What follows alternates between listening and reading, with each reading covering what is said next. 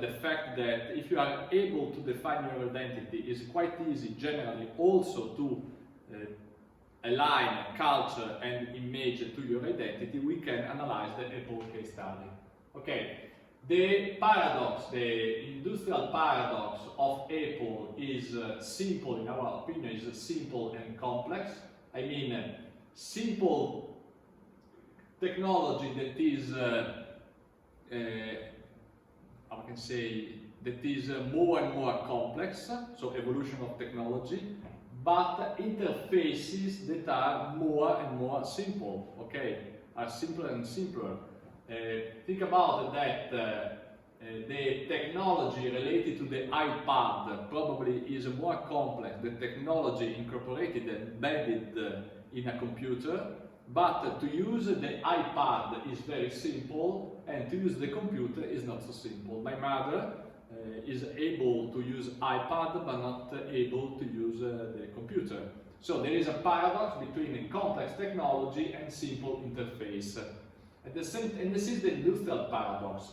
At the same time, there is a paradox between the organizational paradox in terms of Apple between art and technology. I mean, of course, Apple is a technological firm, a high-tech firm, but at the same time, as probably you know, Steve Jobs spent a lot of time in designing or in developing a well-designed product, but also in analyzing art. He tried always to incorporate some artistic features in its product. When he was used, when he presented, when he should launch a new product, to have a slide with to signal for a crossway, in which in one signal there was right technology and the other liberal art. Okay, to say that our product are at the cross between technology and art. And this is a specific organizational paradox of Apple. And Apple, I mean, tried to solve the paradox simple and complex art and technology with designing an infinite curve with two key points, two attractors. The technical name is attractors, that is open and close.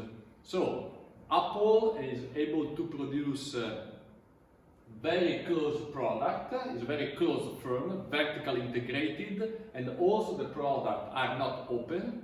I mean, they are very close, the technology is very close. I mean, you are not able to open your iPhone or your Mac, okay? You are not able, you have not the tools to open it, but at the same time, for example, with your iPhone or with your iPad, you can sell an app worldwide. So, very close technology, but a door on the world in some sense. So, very open to share, for example, a product, your app. And this is interesting because, I mean, in terms of open, of course, you should be as simple as possible and as immediately as possible as art generally should be or is. But at the same time, you use complex technology, and to develop high technology, generally, it's better to use a closed platform. So these are industry paradox and organizational paradox of Apple. And the strategic meaning of Apple is the belief, think different, focus and simplicity. That is not the purpose of Apple, is the belief of Apple. The focus is lifestyle has aesthetic experience, as I told you before, lifestyle. The focus of Apple is lifestyle, not technology, computer or whatever. The values are connected to the idea of the concept of talent, excellence, passion, harmony and grace, and so on. But the most important aspect is the purpose, which was the purpose of Apple for us in our study, in our research, is put a link in the universe, pushing the human race forward. The idea of Steve Jobs, the purpose of Steve Jobs is to become as famous as Newton, Galileo Galilei, Leonardo da Vinci. He wanted to put the thing in the universe, okay, pushing the human race forward. This is his idea, and it's interesting to analyze how he tried to transmit this idea to create the image of Apple. So I show you two videos. The first one is Apple communication in 1997, okay? And the voice in this video is the voice of Steve Jobs. So he didn't pay anyone for, or I can say, make this advertisement. And the pictures are, or I can say, free, available pictures. So at the end, he developed this communication without spend probably, it spent probably less than $10. And in my opinion, is very effective.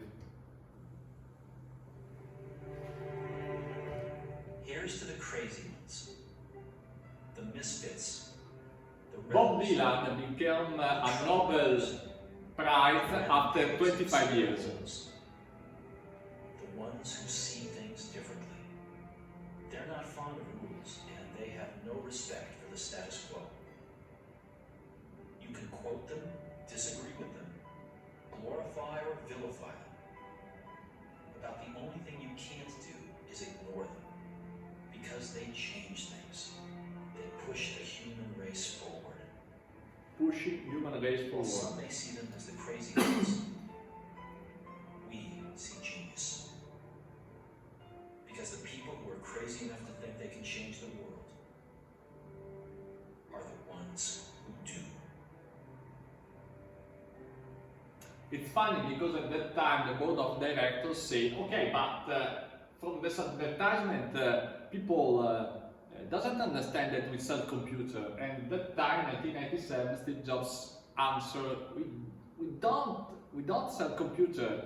We change the life of the people. We will sell a mobile phone, we will sell cars, glasses, or whatever, music. And they say, no, you have not convinced us. So this spot will never transmitted. Okay, it's interesting to analyze it after 20 years. Okay, the spot, the new spot, and as in the spot before, in the communication of before, the words are part of the mission statement of Apple. Okay, so the words are the mission statement of Apple. In the spot, Apple use graphic, and again, to use only graphic and not, for example, famous actor for producing a spot means that probably Apple has gained some money to develop the spot rather than pay someone to do it. I mean, I think that thousands of graphic designers will be able to work for free for Apple. Okay, you can see the spot.